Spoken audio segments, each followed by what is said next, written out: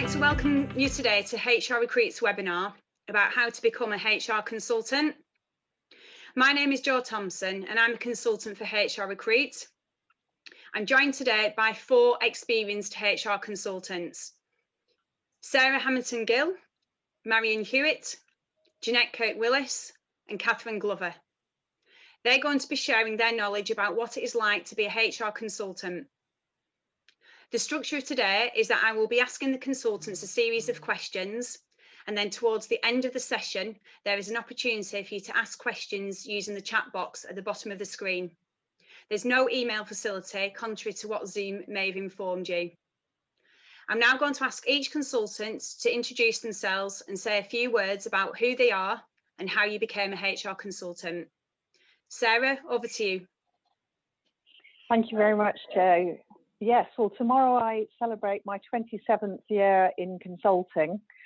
So a long time ago, I've actually got into consulting primarily because I was very bored with the corporate world and I liked lots of variety. And somebody introduced me to the concept of consulting. So in those days, I don't think I had all my ducks lined up. I just went from the corporate world into consulting and took a little bit of a flyer, which I wouldn't necessarily recommend to everybody else. But it's been very exciting 27 years, never a dull moment, never bored. And yeah, really pleased to be here today to share some knowledge and tips with other people, really. Thank you. Marion, would you like to say a few words? Yes, thank you. Yeah, well, I feel quite a newbie now. So I've been working for myself for just over 5 years. And that came from a lot of years within the corporate world in various sectors and roles. And I don't know, I think it was an element of actually I wanted to be my own brand, which sounds a bit pretentious, I think, but you know, the values and working in the way that you want.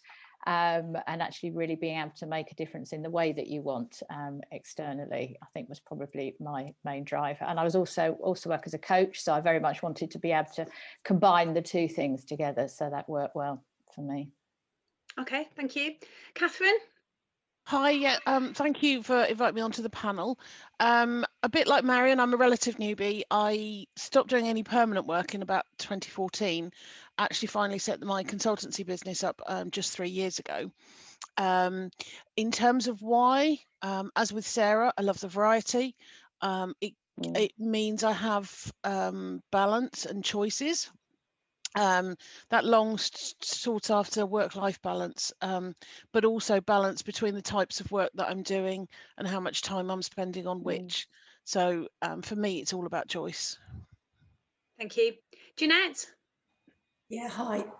I'm Jeanette Kirk-Willis and I'm an HR consultant. I've been a consultant for about just over 20 years, actually. And I am also, as well as an HR consultant, I'm also a positive psychology coach and a resilience specialist. I've worked as a consultant for a variety of organisations, from PepsiCo and Coca-Cola and the Metropolitan Police and Diageo and BP and KPMG. So there's been that lovely breadth of experience and exposure during that time. For me, the reason that I got into consulting was primarily about flexibility. So I want to be able to choose when I work, who I work with, and what pieces of work I do. Okay, thank you very much for that. Okay, so we'll start with some of the questions. So, Marion, how long have you been working as a HR consultant for? Well, it's just over 5 years now, but I don't just do the HR consulting. I do coaching. I also do a lot of mental health awareness, mental health first aid training. So it's a mix, and HR comes into that. A lot of what I do now is more about drawing on my HR knowledge rather than going in and doing day-to-day HR stuff. I do occasionally go in and do sort of appeal hearings or something like that, but I'm not so much involved with the direct HR things now. Okay. Catherine, what about you? I suppose really, strictly speaking, consultant for 3 years since I set the business up. 3 years in a couple of weeks, I think, is the anniversary. But realistically, I've been doing HR project work and freelance and short-term contracts for years. So not entirely new to the concept of consultancy and different kind of aspects of work, but actually setting up as a limited company and having responsibility just the 3 years. Okay. And Sarah, what would you say it's like for you at the moment during lockdown? Well, I think from a personal point of view, I'm a huge extrovert. So being locked down, I've got cabin fever, to be honest. From a business owner's point of view, it's been good for me because I've been able to take some of my work online and make a digital offering, which probably wouldn't have happened to this extent had COVID not been here. So I've also, during lockdown, done something that I would never have done had we not had lockdown, and that was to finish my book. It had sat there for nearly 12 months, not going anywhere, but lockdown has allowed me to finish that as well. So there have been some pluses. Obviously, there's been a lot of negatives and frustrations, but the balance is there, I think, between the two. Okay. And Jeanette, what about you? How's things at the moment? Yeah, do you know, I think like everybody, my skills in technology have increased tenfold. Yeah. And I think my clients' needs are slightly different now. So they are wanting time to really focus on employee well-being, on learning and development stuff. So I've been doing some stuff around diversity and inclusion, about appraisal stuff, you know, the regular things that you would expect, but also lots of pulse surveys. So how are people feeling? How do we respond to that? What do we need to do to keep our employees really engaged and well, actually, and resilient? So yeah, there has been a change of focus for me. There has been certainly a change of focus for the client. And I think the other impact is the dress code. I love this new dress code. I've been in leggings for ages.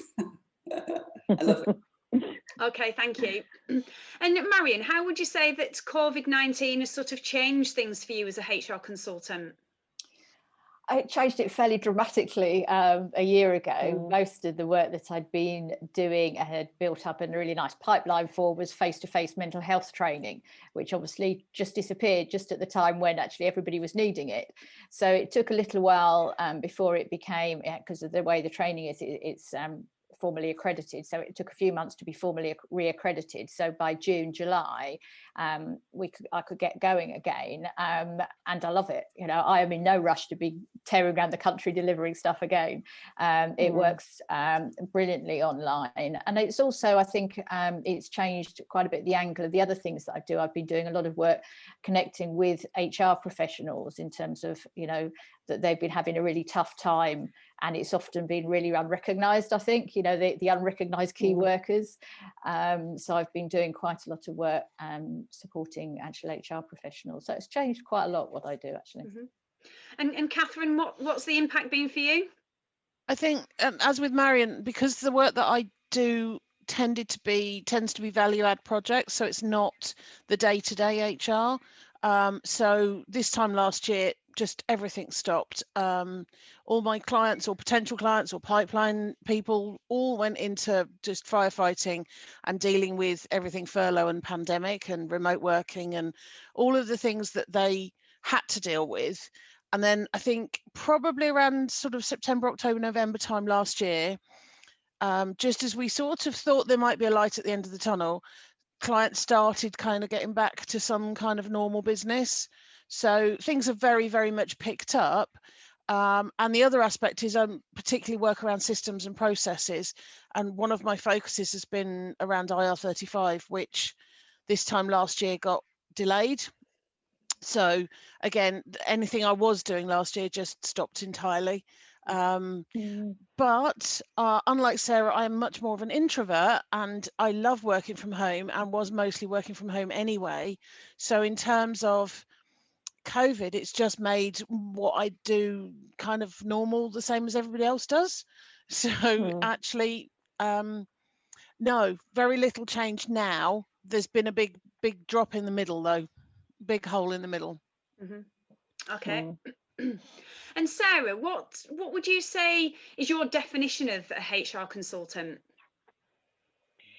Well, I think this is a really tricky one, because I think a lot of people use HR consulting in an umbrella term to cover all sorts of different things. So it can be anything from what Catherine mentioned earlier. There's the added value, larger projects that are very discrete projects and are quite strategic in their way. And then you've got a lot of people enjoy doing the employee relations type work, which is very much an outsourced HR way of doing HR. And then, of course, there's the bigger piece, which is running a business with lots of other people within that. So for me, HR consulting really is about being paid for your expertise, and is the quickest way to describe it, is an exchange of your expertise for a fee that you get paid for, is the easiest way, really. Mm-hmm. It's very broad. What about you, Jeanette? Have you got anything to add to that? Yeah, I think for me, I think, Sarah's right. It is all of those things, and for me, at a really simple level, it's about taking your own strength, your skills, your strengths, and your expertise into an organisation and steering them through the challenge, whatever that challenge is, whether it's employee relations or well-being or whatever it is. And I think it's also about building a relationship that really endures. So building trust with the client, being able to reassure them, and ultimately being the person that they pick the phone up to when there is an issue. Mm-hmm. Yeah. And Marion, what was your background before you became a HR consultant? A range of HR roles. I've worked private sector, public sector, not-for-profit, done sort of the employee relations through to business partnering, strategic roles. So yeah, just a real mix, but all within. I've incorporated sort of L&D and stuff like that along the way. Mm-hmm. But all my career has been in HR. I've got a certificate with a very large number on. I don't shout about it anymore. I've got a matching certificate. Yes. Again, very varied. I've done NHS, commercial, mostly commercial, voluntary sector, lots of different industries, an awful lot of non-permanent work. I think I was probably destined for this before it was quite so acceptable. I had one of those job hopping CVs, and a lot of hands-on experience of delivering projects, and particularly some of the smaller businesses I worked in. So understanding other parts of the company, so IT, finance, payroll. So really being able to have that kind of cross-functional work and multidisciplinary work successfully. Mm-hmm. Okay. And why did you choose to become a HR consultant, Sarah? I think originally, my career route was never in HR to start with. I was going to be a pharmacist. So I ended up with a very quick pivot, going into HR, went into the retail sector, which I loved, great place to get experience, and then went into consulting really because I had an opportunity. And I'd always been brought up, my family were entrepreneurs, so I'd always been brought up with that in my DNA, and I just wanted to have my own business really. And what about you, Jeanette? What was your reasons for becoming a consultant?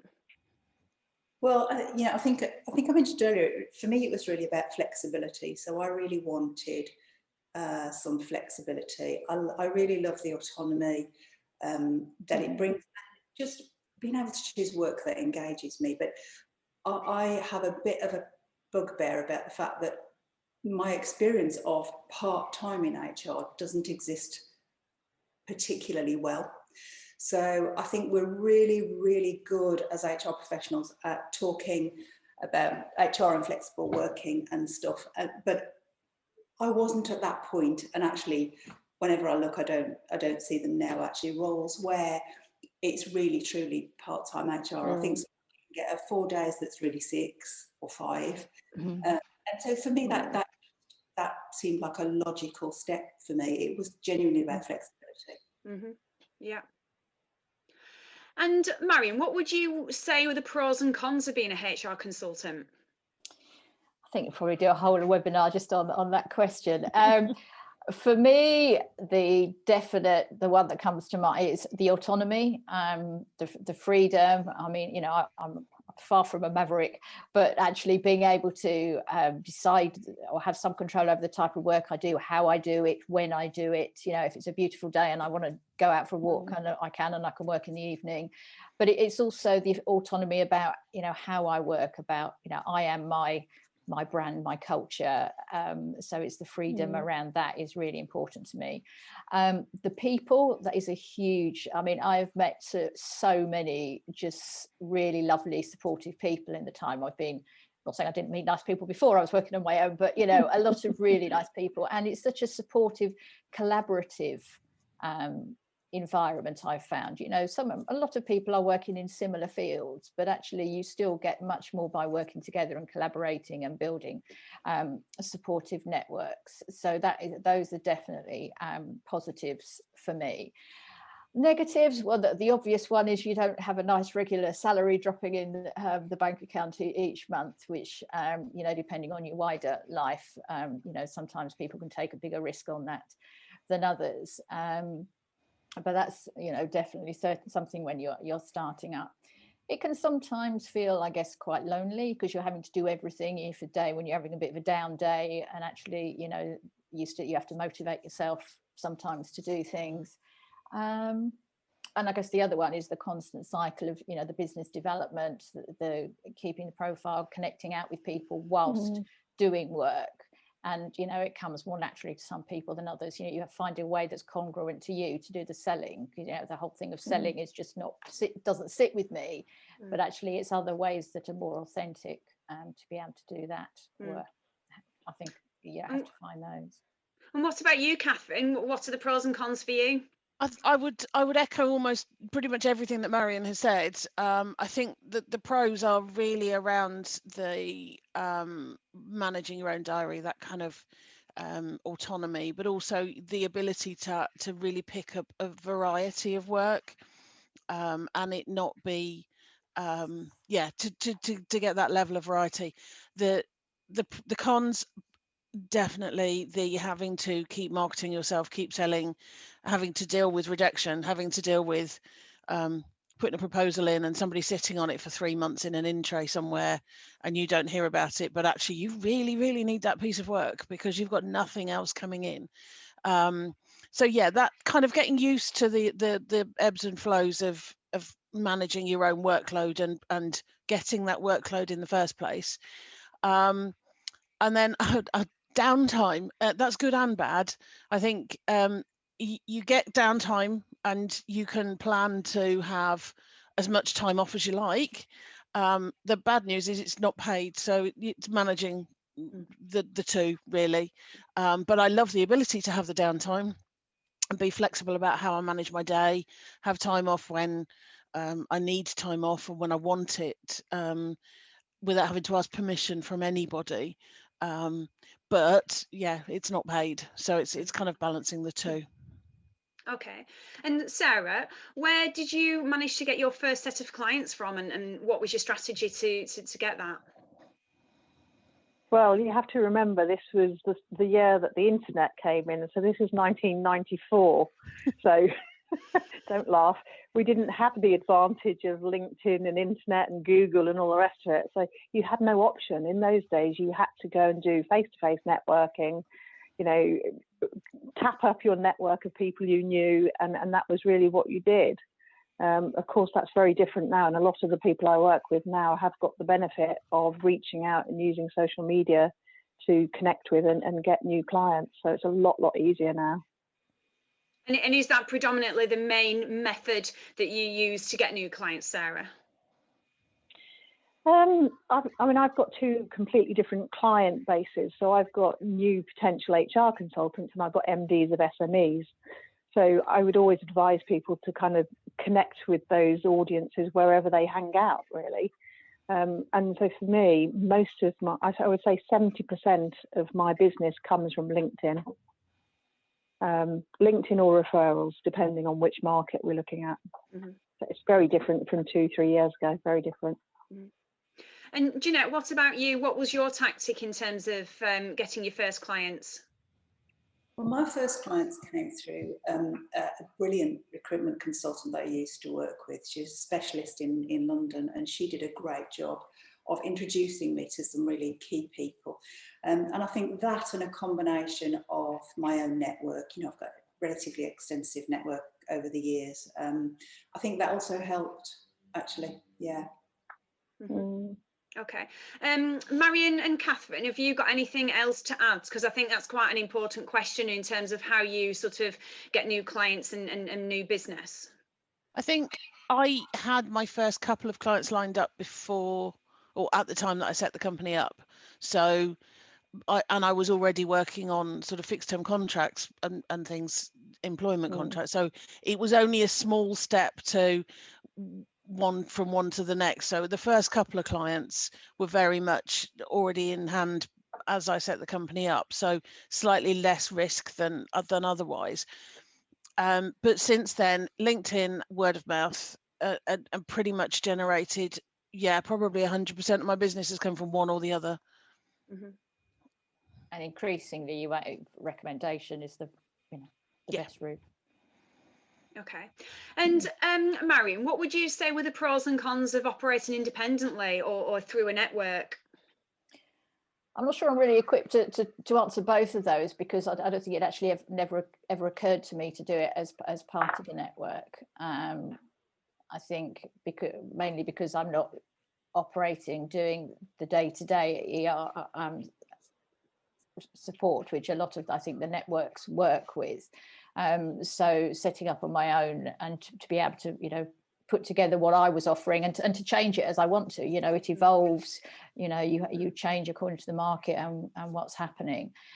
Whereas with a network, you've got a lot of the support, you've got a lot of the framework, which, you know, can be a brilliant way to start. As Sarah may well be a better person to give more information on this, but it puts a lot of the basics in place for you that actually when you start on your own, you end up learning and making the mistakes along the way.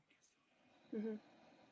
Catherine, have you got anything different to? Yeah, no, similarly, I have only done this for myself, not been part of a network. I know some people who have picked up a franchise for one of the big networks, and I think where that helps is things like branding and documentation and systems, maybe even your website.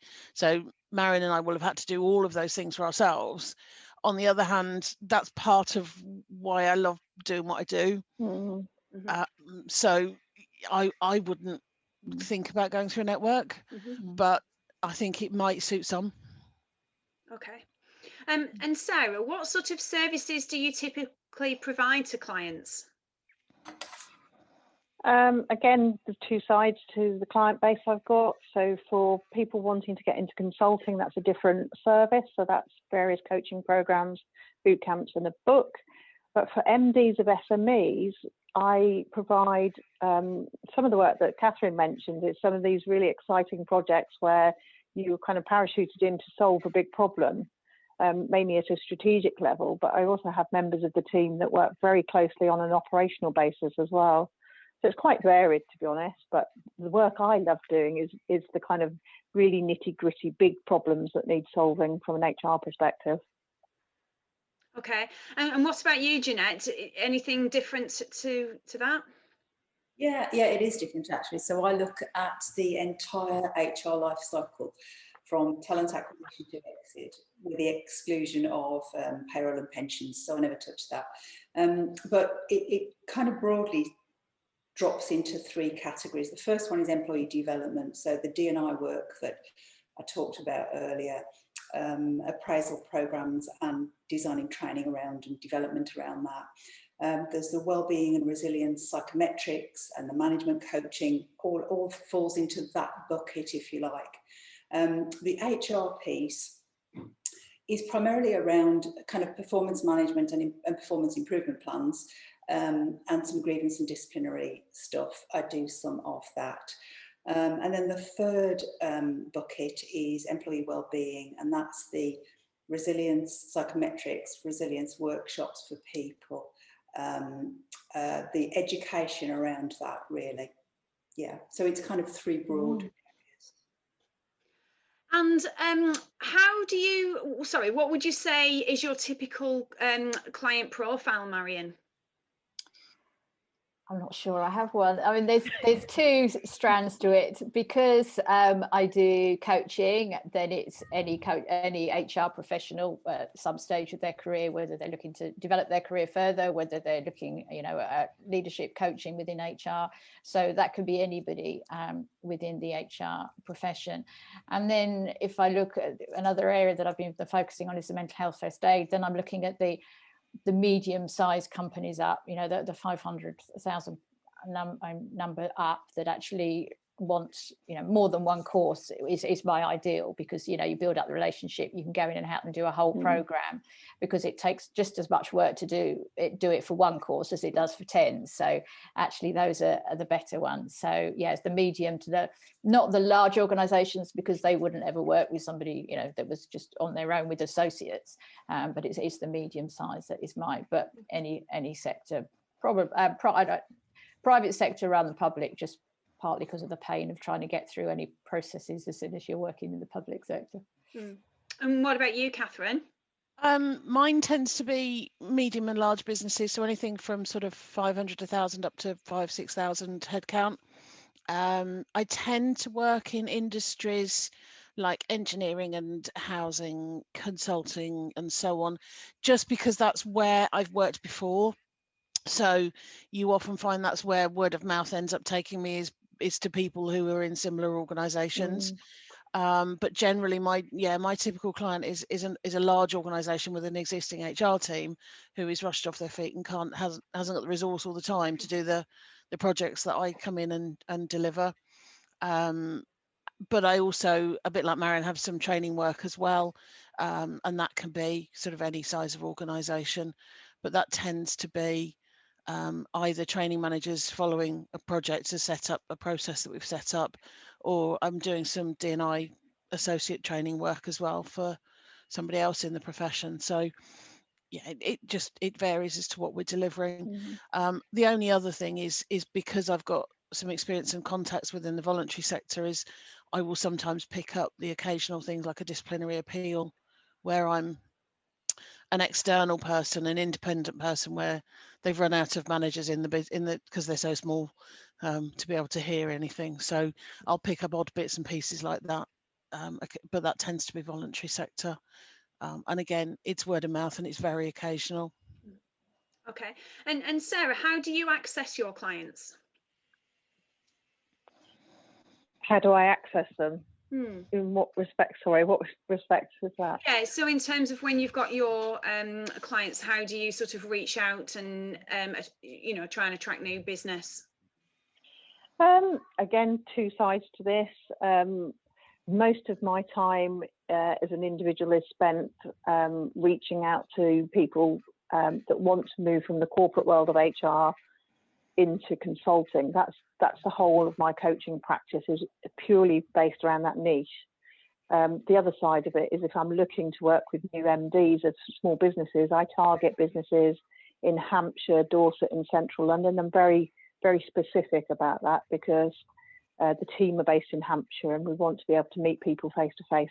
When we can, and we're out of lockdown, I like to be able to visit as well. That's quite important. And what about you, Jeanette? It's primarily network. My network. Yeah. Yeah. And Marion, how long would you say typically you would work with a client for? Again, there's not really a typical. It depends on the type of work. I mean, ideally, you want to build a relationship with a client so they want to keep coming back to you, because you then, got the rapport, you understand more about the business. Sometimes it will be a coaching client and it will just do a few sessions. We might not hear from them again, or you might do a few sessions and they'll come back, 6 months, a year later. If it's an organisation, you might do some training, and then if they like what you do, they might come back to you later on and say, can you do something else around it? So I suppose the answer is there isn't a typical, but it's nice to have people that you can think of as regular clients that will come back to you periodically. Is that similar for you, Catherine? It is, yeah, with the kind of project, so anything from a few weeks to 6 months really, but then yes, there's usually 2 to 3 months on each project, but a client may come back for a future project, or as we know, people move businesses. So one of my current clients is somebody that I did some projects with in a previous job role 2 years ago. And he's now in a new business and needs a project doing there. So yeah, it can vary, like how long's a piece of string for a lot of these things. Mm-hmm. And Sarah, what would you say you've learned about clients? I would say that no two clients are ever the same. They might have similar problems, but their whole context is very different. So no two clients are ever the same, even if they have the same problem. The other thing that I've learned over time is that you'll probably become quite choosy about the clients you want to work with. And you'll find out what clients are your best clients or your ideal clients. And you know, the old adage, you might have to kiss a few frogs along the way before you find your prince, because there will be some clients that you seriously don't want to work with long term or even short term, but you might not have any route out of that to start with. So yes, it's an interesting, you know, it's very much a two-way process, choosing your clients carefully. And what about you, Jeanette? What's your learnings? I think that my main learning about clients is that they don't always know exactly what they want. So you start a conversation and the conversation kind of progresses, and it's about helping them to clarify exactly what it is they want. And I'll give you an example of that.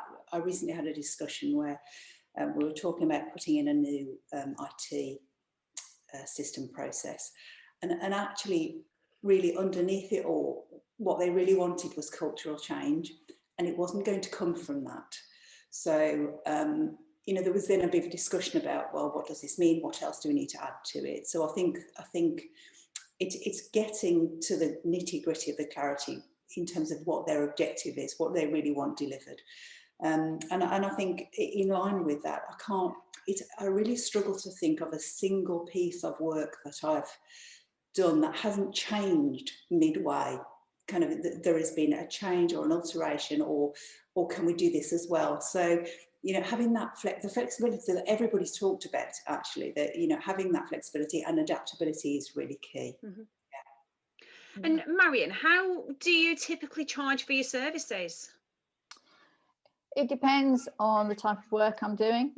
So if it was a coaching program, I wouldn't do it as an hourly rate. I would do it as a coaching program over a number of sessions. And that, again, that would depend on level of career, type of work that it was.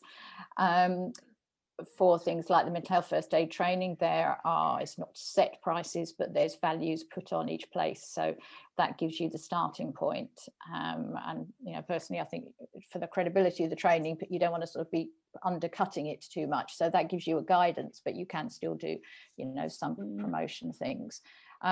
Some HR, and occasionally I do that as, you know, employees, like as Catherine said, go in and do an appeal hearing or something. So I'd usually get an idea of how long it was going to take and put a price on that, but it varies. What about you, Catherine? I generally charge sums for projects, and I will usually, it depends on the project. If it's a really short-term one, I'm only likely to be doing this for a few weeks. It'll be a total amount for the whole project or for the appeal. If it's a longer-term project, I may split it by the milestones, for example, or deliverables, and then I'm able to invoice as each deliverable is completed, which means I can get some money coming in during the project without having to finish everything before it's paid. I know some consultants will charge on a day rate. I don't choose to, although I have an ideal day rate in my head when I'm working out a project cost. But it's around what that value is of the project to the client, to be able to kind of pitch how much to charge. Sarah or Jeanette, do you have anything different to add to those comments? Yeah, I think the thing I would add to that is that clients really don't particularly like day rates anymore. They prefer you to have a fixed fee for a project delivery, I think, like Catherine says. And I think the other thing that you can do is a bit like boots at Christmas, when you go in for your Christmas gift and you've got this lovely gift set that's got all these different things in it, is if you can bundle up your services and your products into something that's a package, it's much easier to sell that package than it is to sell your time. So there's lots of different strategies for charging, but I think certainly the one thing I find with new consultants coming through our programs is that they undervalue themselves. And if they undervalue themselves, then they undervalue their charging as well. So the two go hand in hand. Okay. And Jeanette, what things do you do to make sure that your business runs smoothly, and what sort of systems do you use to enable it? Well, I'm really kind of straightforward from that perspective. I've got a great website which is just being redeveloped. My Positively Flourishing one is up. In terms of systems, it's really for me back to business development and stuff. So networking, business development. I don't have any glossy systems. I do the work and I invoice the work. And I've got a really straightforward spreadsheet for that. Mine isn't complex. Mm-hmm. Sarah, anything else that you do?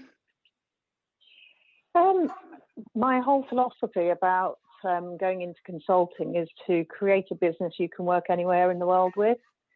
So I would suggest, if people want to work flexibly, is that you embrace cloud technology. So things like Xero for your finance, Capsule for your CRM system, and MailChimp for your email, and all three talk to each other. And do it from day one. Don't wait until you've got loads of clients and you've got bits and pieces of information everywhere. And under GDPR, it's a really good thing to make sure that you're covering yourself on that. So 3 things, and to make sure you make the best use of automation, really, in your business, particularly if you want to scale it. And Marion, what sort of legal structure do you use to run your business through? Is it a limited company, or what's the way? I went the limited company route. I preferred the idea of it being a separate entity.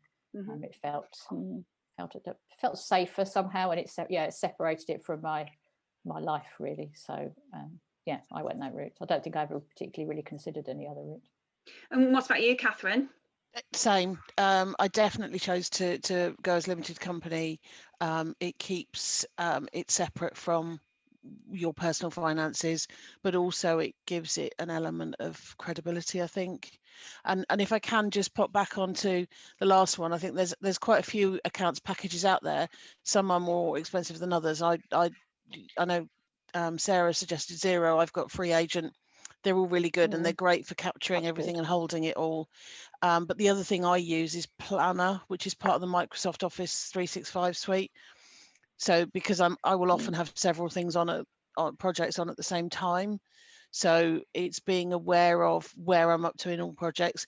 But there's a lot of free software now as well, and particularly with working from home, there's a lot more that's being made available on a free or trial basis to see how it suits. Okay.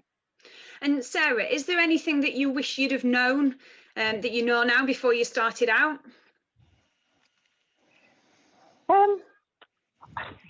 It's a really tricky one, that one, isn't it? You don't know what's going to happen on your journey in consulting, and I don't think there's any one route. So even if I sit here and say this is what's going to happen, it's not going to happen. Everybody's different, and I think it's okay not to really know what that journey is going to be, because it'll probably be your best self-development program. Going into consulting is a fantastic way of developing you as an individual. You can take your business wherever you want to take it. It's great. So I wouldn't worry too much about what you know and what you don't know.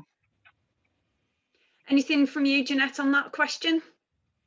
For me, it's about, I wish somebody at the start had told me that there isn't a single person with all of the answers. Sometimes you look to people who have more experience or more time in post, for example, and think they know, and they don't always know. Actually, we're all just working through it, and you just got to look at the last 9 months to kind of to really understand that, I think, in a bit more detail. I think it's about nobody having all the answers, and people asking the right questions, actually.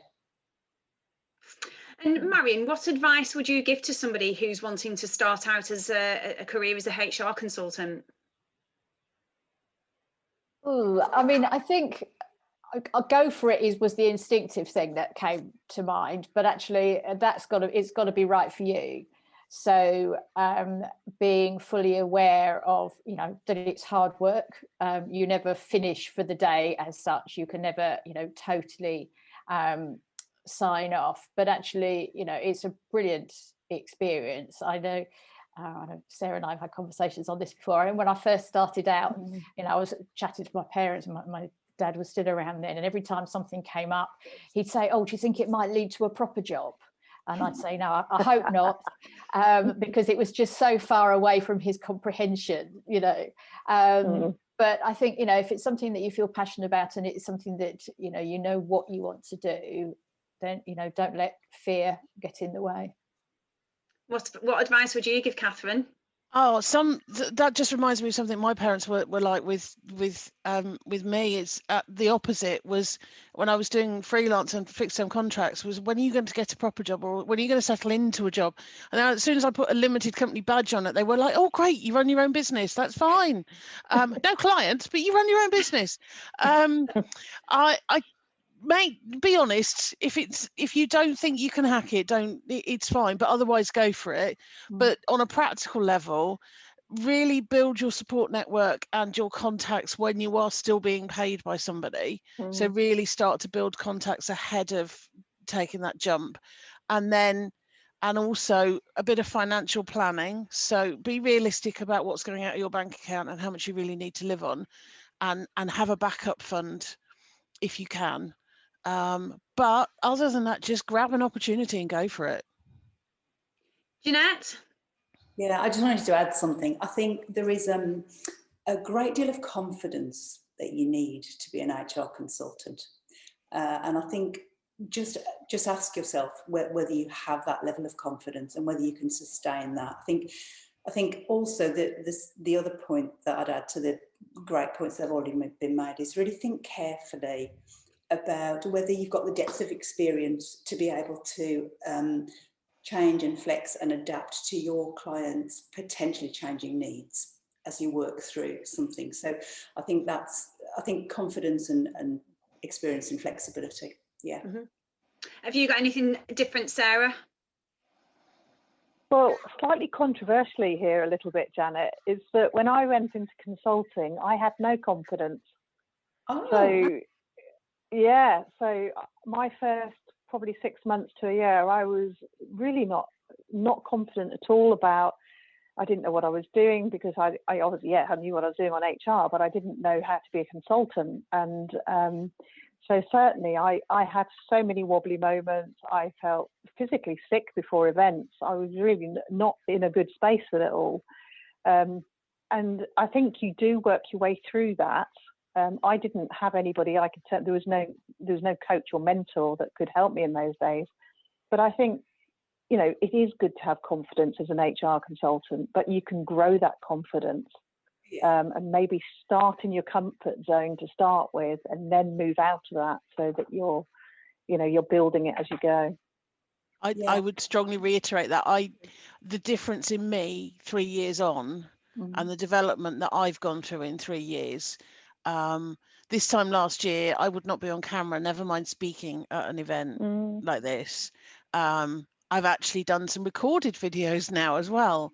I remember sitting in a car park outside networking events wanting to be so thoroughly sick. It's unbelievable.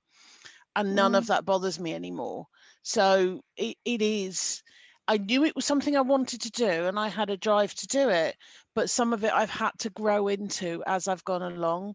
And no, they don't teach you to run a business at HR school. And some of it you do have to learn from your own mistakes or from other people in a support network. But that relates to the suggestion earlier about having 1 or 2 clients before you take that leap, and having a bit of financial backup before you take that leap, just to give yourself some breathing space to learn. I think the thing to remember when you're in that position is that your client will feel that. So if you are not feeling confident, your client will feel that. And that was absolutely. You really need to be in a good place to deliver well and to retain those clients was what I was saying. Yeah. Yeah. Marion, did you have something? Yeah, I think the other thing I was just going to, the actual initial question about starting a career, I think actually recognise where your area of expertise is, and actually don't try and learn to do every element of everything, because actually that's wasted energy. But get people around you, you know, somebody introduced me to the idea of a power team around you, of people that actually can do the things that they can do better than you, and frees you up to do the things that you need to be doing. Yeah, and if you're networking with other HR consultants, I wouldn't think twice about referring to other people who are more suited to a client that I come across, or potential client. I have. We don't all do the same thing, so it's knowing what you do. I mean, there's 4 of us on here, and none of us would have the same piece of work from the same client. And you know, we would so we're not competition. Actually, he's remembering that other HR consultants out there are really great support, and we're not competitors. We actually can refer to each other. Okay. And Sarah, what do you think would hold you back from becoming a HR consultant, and what sort of advice do you have? I guess in terms of some research I did in 2018, 2020 about fears that potential consultants have, the top 2 things that came out of that was, one was the financial concern. You know, how are they going to transition from the corporate world into being a consultant? And those first probably 6 months are really tricky. And also the thing that we've just mentioned, which is about confidence. And actually, of those 2, the one that really holds people back, the real fear, is that they don't think they got enough experience, or they don't think they're quite right, or they're not quite ready. There's a whole host of things that go around this kind of lack of self-confidence. And actually, if you can get over that and just go for it, then it can work out really well. You know, anything else that you to add to that? No, I think I've responded to that previously. I don't think I have anything else to add. And Marion, what sort of advice would you give to maybe a company that's thinking of hiring a HR consultant? I think the wider understanding of what HR can offer is so limited that actually I think if a company approaches an experienced or you know, as in a good HR professional, that they can add so much value to a business beyond what they might initially think, which is where it's good getting a really good rapport with a client, because then you can sort of say, well, had you thought about this, and do you know about that? So I think for a growing company, that actually a good HR consultant can, you know, really, really add value. Mm-hmm. The other thing I would say to them would be to check in, you know, that person actually has the depth of knowledge and experience that they need to give the guidance for their organisation and understands their business. You know, somebody that won't just come in with a policy and a procedure and this is how we do it, but actually they'll understand the real world that the client operates in. Mm-hmm. Anything else to add from you, Catherine? I think the flip side of what we were just saying is that in that we're all different, and if you have some clarity as a client as to what you need doing or what you need delivering, mm-hmm. that you actually are looking at a consultant that does that area, that bear in mind that not all consultants offer the same thing. Okay. So I'm just conscious of time. I've had quite a lot of questions from the participants. So what I'm going to do is I'm going to ask some of the questions over to the panelists. And if you would like to answer the question, if you can just sort of stick your hand up, please. So one of the questions is, what would you say has been the financial impact of your business on the pandemic? Sarah? I'm happy to. I think like many people, last March 2020, my income, although it comes from lots of different sources, you don't ever expect all of your clients to be facing the same problem all at the same time. So it went off the cliff last March, but since then we've pivoted the business. We're back to pre-COVID turnover. So, you know, if you respond quickly with any crisis, you can get through that. And I think for HR consultants, it's a very busy marketplace at the moment. It's very busy. Okay. Another question is asking what is your business plan for the next 12 months? If you'd like to answer. How long have you got? Go on, Catherine. I was going to say more of the same, but my current focus is very much around IR35, and as anybody who has any idea about consulting knows, that's coming in April. So once we get past April, I will be going back to slightly different focus.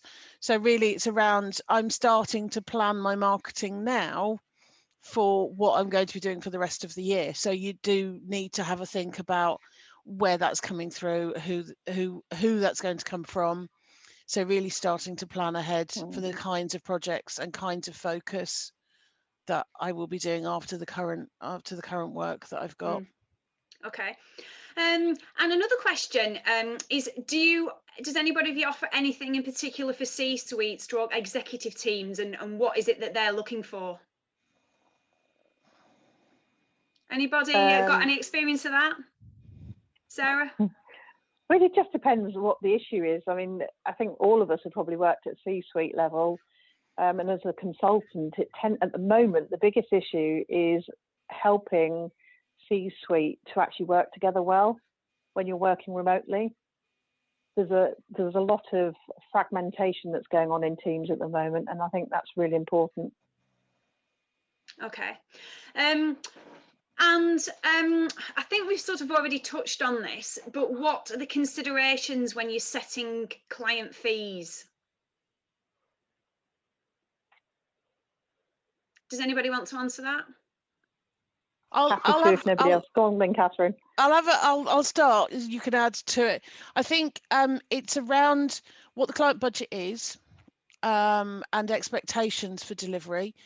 That doesn't always match. Some of it's about the value that the work and the outcomes you're going to deliver will have for that client. It's around what that worth is for your own knowledge and experience. What kind of sector the client's in. So I may charge slightly differently for, say, something like a voluntary sector organisation than a commercial. So there's quite a lot that goes into that, and some element of benchmarking around other products and other services, but not entirely. It's very much I benchmark against myself, and if clients are prepared to pay, and if clients have a restricted budget, is have those honest conversations to say, well, yeah, okay, for that budget you can have A, B, and a bit of C, or you can have some of it, and adjust what you can deliver. Be honest with the client and have open conversations, because it can be, nobody likes talking about money for some reason. And how do you keep up to date with your HR knowledge and the trends? Marion? There's no shortage of ways there. There's webinars, newsletters, CIPD websites. I think, and actually for me, it's a love of learning. So that's my challenge, is actually keeping it under control and to areas that actually I need to know rather than I want to be learning. So I think it's making sure that you are signed up to the right things, so you're confident you're getting accurate and credible information. So for me, it's a mix of the employment law and making sure I understand actually what's happening, but actually it's also connecting with things that are about innovation and forward thinking and taking that profession forward and all those things. So I don't think, personally, I don't find keeping up to date a problem. It's keeping it in control that's the problem. Somebody's actually asked for something from you, Sarah, about the 3 cloud systems. I'll cover that at the end, in terms of if people want to connect with you and contact you. I'll cover that at the end. I'll just see what else there is.